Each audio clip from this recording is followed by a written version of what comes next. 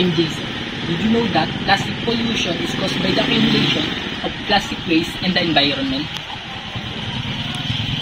Bottles, food wrappers, grocery bags, straws were the common contributors for plastic waste, and this is always present in our homes. A whopping 8 million tons of plastic winds up in the ocean each year, endangering wildlife and polluting ecosystems. This number is expected to grow to 90 million tons of plastic without improvements to waste by the year 2030.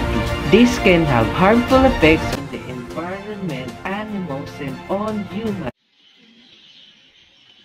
How to solve plastic pollution? Ang Ecological Solid Waste Management Act or RA 9003 describes solid waste management as a discipline associated with the control of generation, storage, collection, transfer, and transport, processing, and disposal of solid waste. Layunin ng batas na ito na magbigay ng gabay at regulasyon sa tamang pamamahala ng basura upang mapanatili ang kalinisan at kaayusan ng kapaligiran. Iniuutos nito ang tamang pagtatapon, pag-aayos at pag-dispose ng basura sa paraan hindi nakakasama sa kalikasan at kalusugan ng tao. Binibigyan diin ng batas ang kahalagahan ng segregation ng basura, recycling at pag-reuse ng mga materyales upang mapabawas ang dami ng basurang itinatapon sa mga dump site.